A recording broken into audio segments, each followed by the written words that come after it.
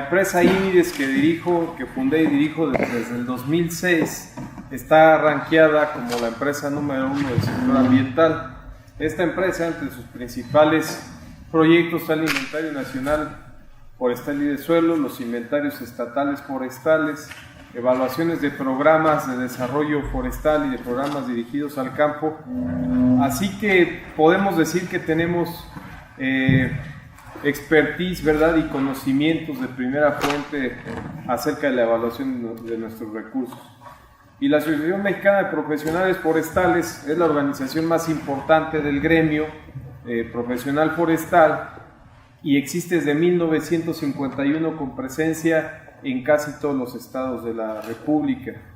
Así que nuestro objetivo como asociación, un objetivo particular de la administración de su servidor en la asociación, pues es la reactivación en todos los estados de la República, pero como asociación uno de los objetivos principales es contribuir al desarrollo forestal que tiene, el potencial de desarrollo forestal que tiene nuestro país.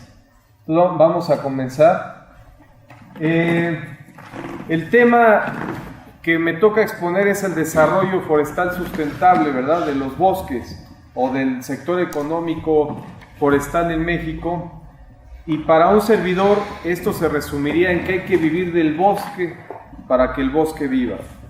¿Con qué baso esta idea? Bueno, tenemos que reconocer primero que todo que México vive una grave crisis forestal. ¿A qué me refiero con una grave crisis forestal?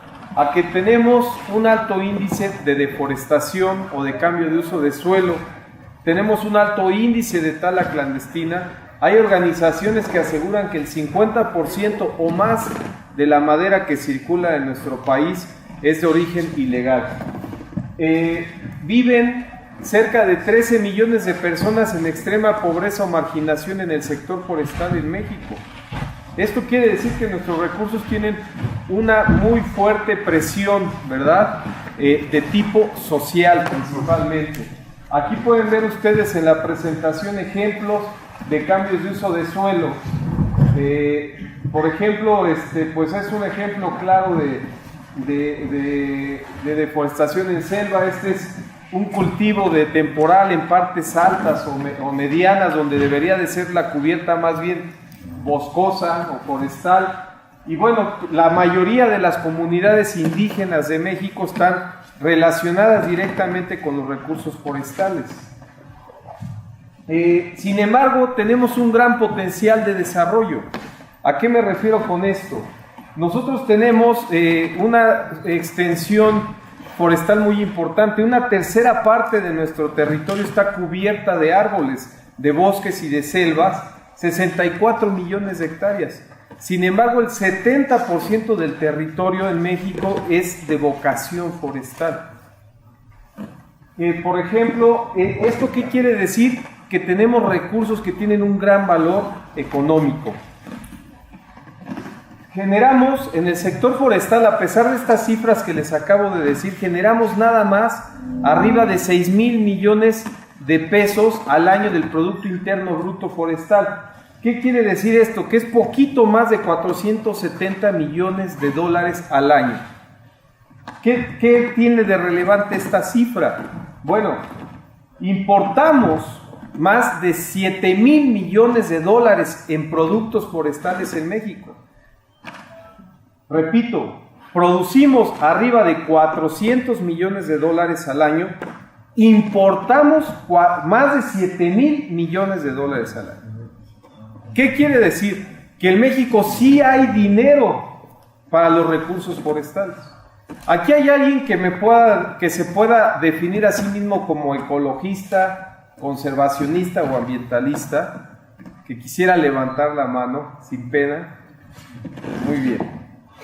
Los estudiantes, por ejemplo, son muy idealistas porque es la edad esencial para los ideales, ¿no? Yo le voy a decir algo a alguien conservacionista. Consumes productos forestales día a día, pero no te gusta que se talen los árboles. Muy bien. Todo este auditorio es producto del mercado forestal. El piso es duela de madera, las paredes son de madera, estás sentado en una butaca de madera. ¿Te gusta leer? Todos tus libros son productos forestales, todos tus cuadernos son productos forestales, todos tus lápices, tu closet, la base de tu cama, las puertas de tu casa. Hay celulosa en tu ropa. Si usas lentes, en el plástico de tus lentes. Entonces, no nos podemos cegar a la realidad de que todos necesitamos y tenemos un alto consumo de productos de origen del bosque.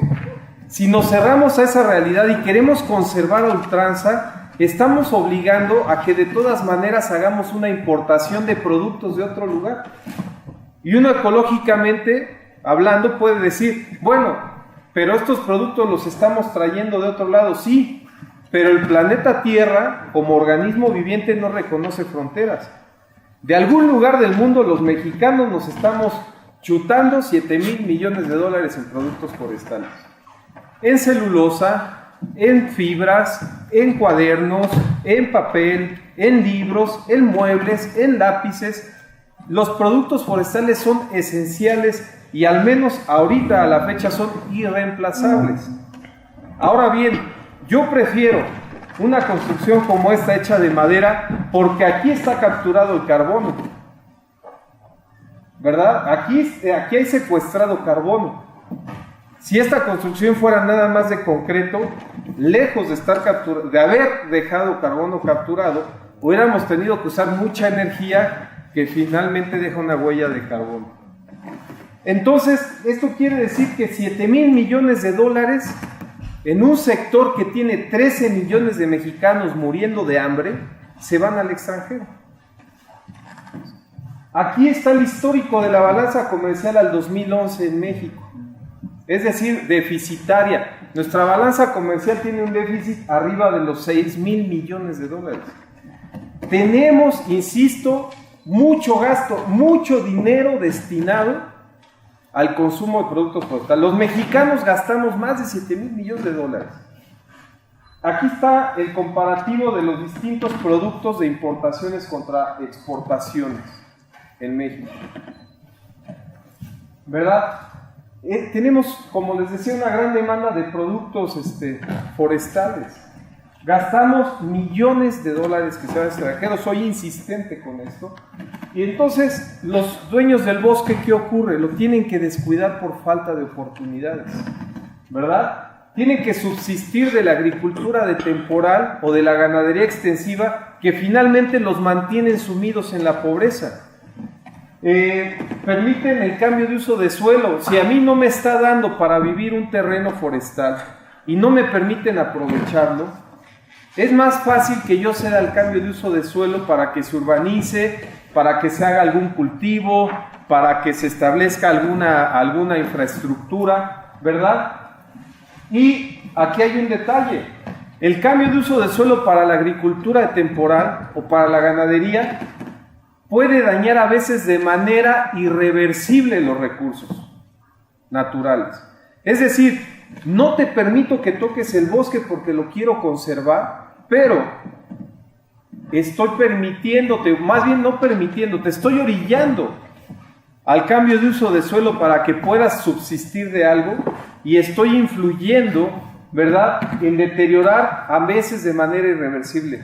Esto es un ejemplo de cultivo de papa en el Nevado de Toluca. Hace un año hubo un escándalo porque se cambió de estatus el Nevado de Toluca. ¿Se acuerdan que era un parque?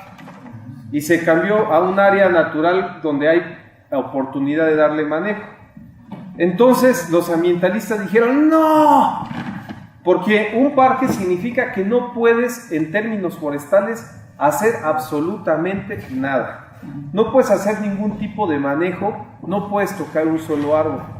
Sin embargo, la mayoría de los terrenos que estaban alrededor de este parque son terrenos, ¿verdad?, de tipo o de propiedad privada.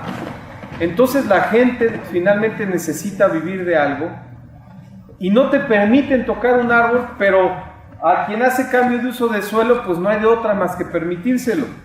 Entonces el Nevado de Toluca estaba lleno de cultivos de papa y de minas. Y yo te pregunto, ¿qué prefieres? ¿Que se le empiece a dar manejo, que se le permita a los dueños de vivir de actividades forestales donde puedan conservar y regenerar el bosque, o hacer como que nadie lo debe de tocar, el bosque, y finalmente permitir que se esté degradando y hacer como que no pasa? Yo digo, ¿por qué estas organizaciones ambientalistas que se opusieron al cambio de estatus del área natural del Nevado de Toluca, por qué razón no iban y se le ponían enfrente a una máquina en las minas que hay de piedra volcánica en el Nevado? ¿O por qué no se ponían en lugar de donde dinamitaban para evitar eso? ¿O por qué no se oponían a los cultivos agrícolas de temporal que hay ahí? Porque no es mediático, ¿verdad? Pero durante 70 años se estuvo degradando de una manera terrible esa zona. Así que irónicamente, las comunidades forestales que son dueñas de una gran riqueza en México, talan o descuidan que prohíben el aprovechamiento con una idea muchas veces bien intencionada de conservar los recursos. Pero hay grandes ejemplos de bosques que gracias al manejo forestal se conservan o se regeneran. A ver, aquí los colegas forestales michoacanos, ¿algún ejemplo en Michoacán de un bosque que sea ejemplo de manejo? San Juan Nuevo, Michoacán. San Pedro, San Juan. ¿Verdad? Y en estos lugares donde hay un buen manejo y donde las comunidades pueden vivir del manejo, está preservado el recurso forestal con un muy buen volumen de biomasa. Ustedes saben que Durango es el principal productor de madera de México. Bueno, Durango es el estado que tiene mayores reservas de biomasa en México, ¿verdad? Este es el ejido Novec en Quintana Roo, que tiene varios premios por manejo. Tienen casi toda la cadena productiva, al menos en ciertas áreas. Ellos manejan su selva, manejan sus recursos, pero además tienen su mueblería, tienen sus aserraderos, tienen su exportación de madera. Y ustedes, si conocen Novec, tienen preservada la selva, tienen preservado el recurso. Y muy cerca, es más, en toda la península de Yucatán podemos encontrar grandes ejemplos de devastación de la selva por cambio de uso de suelo. Hay muchos casos de triste deterioro, ¿verdad? También por el abandono de los bosques. Aquí vemos un ejemplo donde además es claro que se está erosionando el suelo y se está perdiendo la riqueza orgánica. Esta fotografía estuvo un tiempo en la página principal de una organización muy famosa. Y esta fotografía decía: no a las plantaciones forestales comerciales, que es otro gran potencial de desarrollo económico que tiene México a nivel nacional, no nomás de desarrollo rural. Las plantaciones forestales son monocultivos, ok, y todo el suelo agrícola que está alrededor no es para monocultivos. El maíz no es un monocultivo, ¿verdad? Esto no es un bosque. Sí es un bosque. No es un bosque a lo mejor que tiene distintas especies, pero te da los servicios ambientales que da un bosque. Para empezar, la regeneración del suelo. Para empezar, captura de carbono, regulación del clima, filtración de la humedad, enriquecimiento de los mantos freáticos. Y su servidor, en lo particular, prefiero ver un predio así que así. Porque esta foto, entonces, ¿qué supondría? Cuando dicen no a las plantaciones, quiere decir que prefieren ver así que ver así el recurso. Cuando además estas superficies de agostadero en el sureste mexicano, no tengo el dato correcto, pero creo que tenemos como 2 cabezas de ganado para toda una hectárea, ¿verdad? Una cabeza por 8 hectáreas. Imagínense, esta superficie puede dar 100 veces más rendimientos económicamente hablando al productor, al dueño de la tierra, que lo que da el cultivo de temporada. Hace poco, cuando fuimos a reactivar la asociación en Campeche, me interrumpió un productor forestal y me dijo: oiga, ingeniero, lo que usted está diciendo ya lo hemos escuchado muchas veces. ¿Cómo van a venir a rescatar el sector forestal? Pero yo le tengo una pregunta. Mis compañeros y yo promediamos cada quien 50 hectáreas de selva aquí en Calakmul. ¿Por qué somos pobres? ¿Por qué mis hijos están descalzos si yo soy dueño de 50 hectáreas de selva? Eso a mí me dolió hasta los huesos, ¿verdad? Cualquier persona que tiene 50 hectáreas privadas es millonario en cualquier otro lugar del país, ¿verdad? Entonces, todos tratamos de decirle a los productores qué hacer con su predio forestal. Hay como 16 leyes que influyen en el predio. Para empezar, en cuanto a la tenencia de la tierra, se supone que la parte que está con árboles es comunitaria y la parcela sí están repartidas. Pero en la práctica también los predios forestales están parcelados. Pero resulta que a tu parcela agrícola le puedes hacer lo que se te pegue la gana, pero al bosque no. Entonces, ¿qué le conviene más a un productor? Echarle un cerillo a su parcela forestal y tú le dices: pero se te va a acabar el suelo en 5 años. No importa, pero va a tener 5 años de comer aunque sea maíz. Oye, pero tu bosque vale millones de pesos y tu cultivo de maíz te va a dar 1,500 de pesos al año. Pues sí, pero me los va a dar. Todos me dicen qué hacer con mi bosque. Entonces, ¿qué pasa con nuestros recursos? También tienen una importancia. Tenemos que saber equilibrar. Tenemos que reconocer la responsabilidad que tenemos de conservar nuestros recursos. Porque yo no estoy diciendo que aprovechemos todos los recursos. Tenemos una responsabilidad como mexicanos, porque también ser ricos en recursos naturales nos da una responsabilidad, porque somos el 4º país en biodiversidad. Somos un país que tiene un territorio megadiverso. Tenemos, como les decía, 64 millones de hectáreas arboladas. Los bosques son proveedores de los servicios ambientales que ya les hablaba hace rato. Son el hogar de la fauna, ¿verdad? Nos ayudan para el control del cambio climático, para proveernos de oxígeno, de agua, ¿verdad? De suelo. Pero ¿de dónde creen que sale el agua para la agricultura? Ustedes sabrán que sin bosques no hay agua de calidad para la vida, ¿verdad? Si la filtración que hacen los bosques del agua, el ciclo hídrico, para empezar, se rompe. En segunda, no se filtra el agua para formar los mantos, los ríos, que nos permiten vivir, que nos permiten que existan las ciudades, que nos permite que exista la agricultura, que exista la ganadería. Por eso a mí me llama mucho la atención que en la reforma para el campo no esté mencionado como uno de los ejes principales el desarrollo forestal, o que la agricultura, México tiene una idea agrarista del campesino.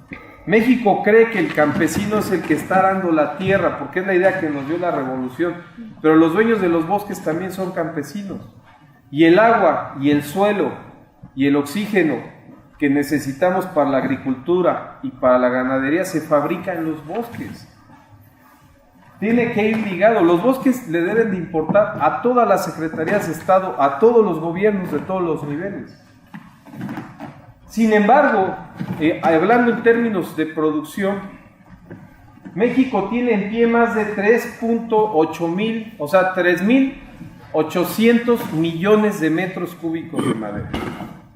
Por supuesto que no se trata de aprovecharlos todos, pero esto nos podría generar una rentabilidad de 292 mil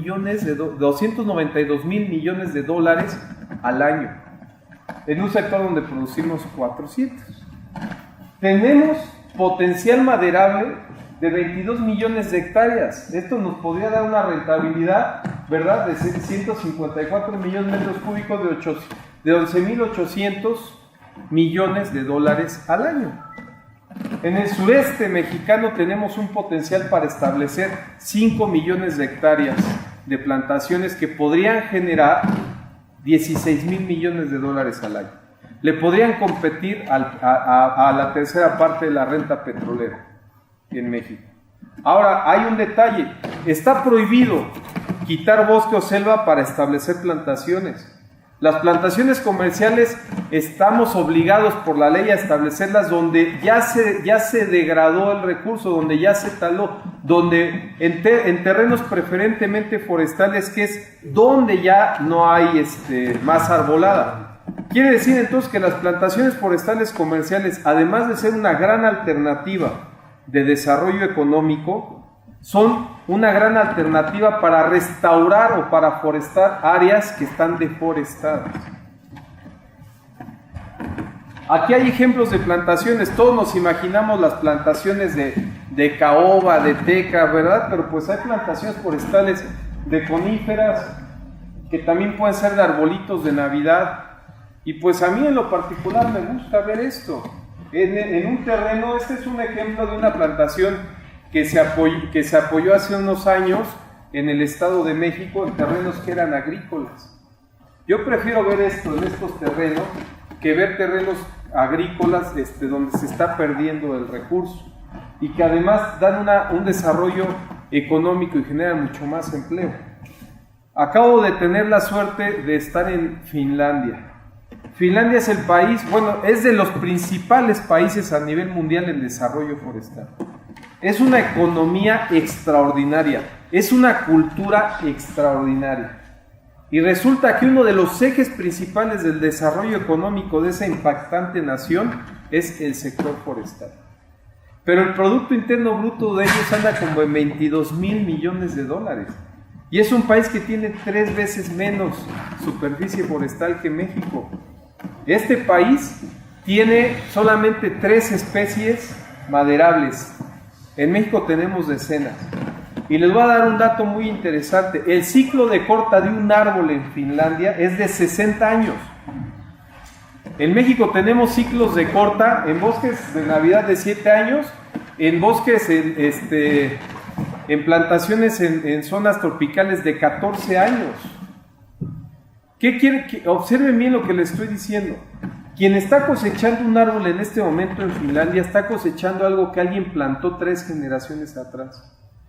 Quien está plantando un árbol ahorita no está pensando en su generación ni en la que sigue. Está pensando en las generaciones futuras, en 3 generaciones más adelante. En México queremos ver todo a corto plazo. Muchas veces los políticos dicen, si no, es que mi gestión dura 6 años. Y una plantación se van a ver resultados en 18 años. Entonces es una cuestión de mentalidad. Para donde voltees ves árboles allá. Y ves árboles con un fuste, es decir, con un tronco limpio, hermoso. Árboles con una gran calidad genética. Porque otra cosa que nos ha ocurrido en México es que la tala ilegal, en no seguir adecuados planes de manejo, el cambio de uso de suelo, ha ocasionado que perdamos la riqueza genética de nuestros bosques. Si ustedes se fijan, la mayoría de nuestros bosques, por muy bonitos que estén, la verdad es que ya no tenemos árboles muy grandes, muy frondosos, porque un productor que tiene que talar en la ilegalidad, por necesidad, o alguien que lo hace por mal hora, ¿qué se va a llevar? El árbol más bonito, porque si tú cortas el árbol más bonito, el mercado negro te va a dar más dinero, pero estás haciendo que se vaya empobreciendo genéticamente.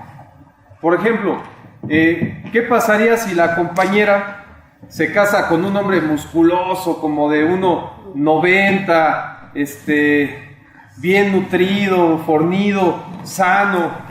Pues sus hijos van a nacer grandotes, bonitos. Si no, va a haber problemas, ¿no? Nace chiquito, pero ¿qué pasa pues, si se casa con alguien pues que enfermizo, flaquito, chiquito? Pues sus hijos no van a nacer pues, tal vez delgaditos, ¿no? ¿Qué quiere decir eso? Que la mejora genética se da con iba a decir la cruza, pero no me refiero a ustedes. Hablando de árboles, la mejora genética se da con la cruza de los mejores individuos, hablando de animales, y obviamente los humanos, ¿verdad? Con la reproducción entre los mejores individuos. Entonces, es una gran diferencia con estas naciones. Finlandia, cuando detonó su plan industrial, tenía la mitad de árboles de los que tiene ahora, su plan industrial forestal. Ahora tiene el doble de árboles que cuando empezaron su programa de aprovechamiento maderable. ¿Qué quiere decir? Que poder vivir de un recurso te permite que lo conserves más. Miren, este es un ejemplo de lo que venía ocurriendo en las anteriores administraciones desde que se fundó la Comisión Nacional Forestal. Este es el índice de crecimiento en cuanto a presupuesto de la CONAFOR. Creció en sus primeros 10 años de existencia la CONAFOR en 3.400% el presupuesto. Pero el índice de desarrollo forestal del país decreció más de 30%. Es decir, uno hubiera esperado que esta gráfica fuera paralela a esta. ¿Qué pasó? Que fue madurando la institución. Fue una institución que esperamos los forestales y la nación durante muchos años, ¿verdad? Un órgano público descentralizado que administre los bosques, pero creció en un periodo donde México sufría presiones de tipo ambientalistas por organizaciones principalmente extranjeras. A los mexicanos desde la época de la conquista nos gusta que nos vengan a conquistar extranjeros, que nos vendan espejos por joyas y hacernos como que somos muy cultos porque les hacemos caso a los extranjeros. Por ejemplo, si un gobernante o un candidato se equivoca del nombre de un escritor o de un libro, hacemos un escándalo. ¡Ay, no se sabe el nombre del escritor! Solo ha leído 3 libros y los dijo mal. Pero esa crítica la hace una nación donde casi nadie lee. No lee ni un libro. ¿Verdad? Dicen, dijo el nombre mal del escritor, pero pues yo tampoco me lo sabía antes, ¿no? O sea, nos gusta. Viene una institución extranjera, un organismo extranjero, y nos dice, no toques tus árboles. Y yo siento que soy más culto si les hago caso, pero estas organizaciones se han tardado en comprender el problema socioeconómico de México. La principal presión que tienen nuestros recursos es de tipo social, no ecológico. Ahora sí las organizaciones dicen, el manejo comunitario de los bosques es la solución para conservarlos. Pero hace unos años decían que no se toquen para nada. Ahora dicen que sí hay que darles manejo comunitario, pero que no hay que hacer plantaciones comerciales. Que hay que dejar que se aviente 100 años regenerándose solo una parcela para que vuelva a ser bosque, para que sea jaguar, ¿no? Y la Profepa pues, está encargada de estarse tomando fotos con animalitos que decomisa, mientras solamente decomisa el 1% de la madera clandestina que circula en México. Entonces, tenemos nosotros que hacer nuestra propia historia, nuestra propia conciencia, nuestra propia política de aprovechamiento de nuestros recursos. No tenemos que seguir permitiendo que nos vengan a decir qué hacer con nuestras cosas.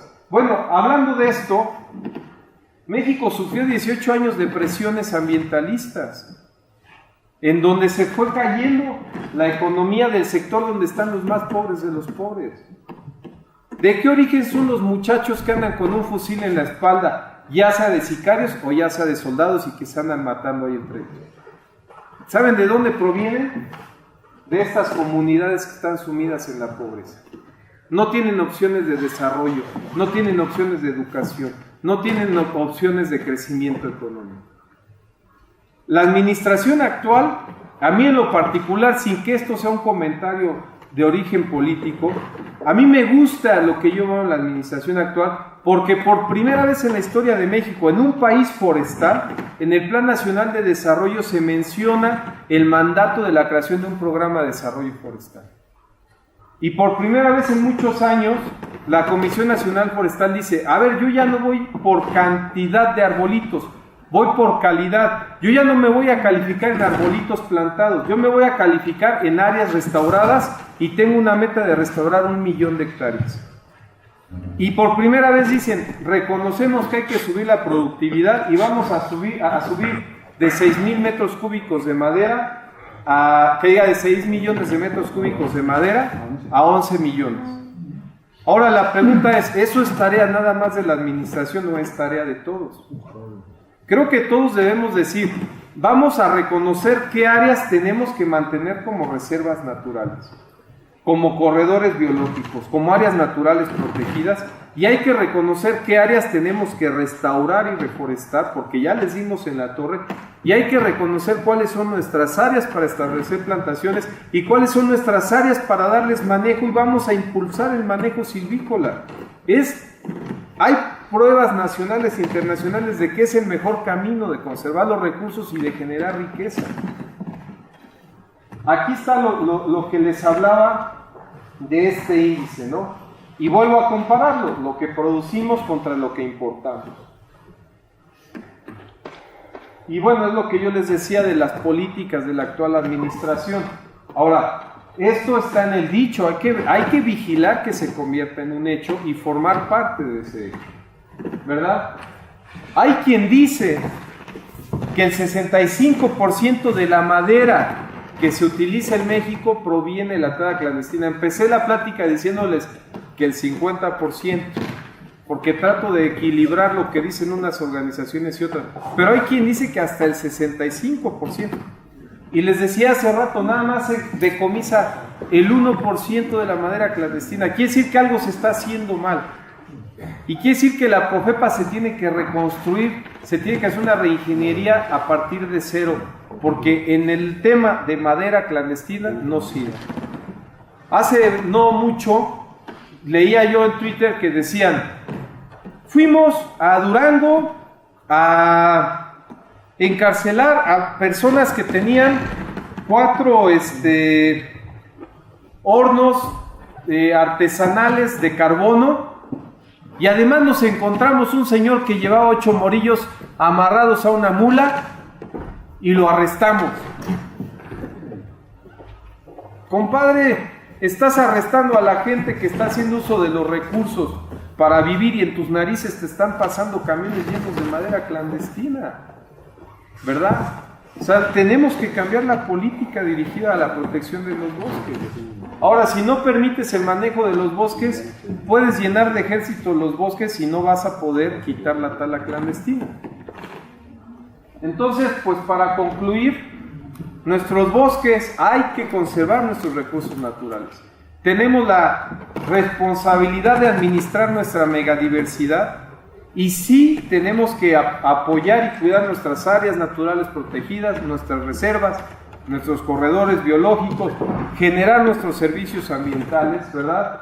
Pero hay que reconocer que México es un país con un gran potencial de desarrollo económico en el sector forestal. Yo estoy hablando con esto que las comunidades que están lamentablemente sumidas en la pobreza son dueñas de un gran recurso que vale millones de dólares. Las comunidades más pobres de México son dueños de muchísimo dinero que de todas maneras se está perdiendo. Si una comunidad ve que se está incendiando un bosque que no le da para vivir, no va a ir a arriesgar su vida por ese bosque. Si llega algún grupo de cualquier tipo a querer establecer un cultivo de cualquier tipo, nadie se va a interponer porque son terrenos prácticamente abandonados.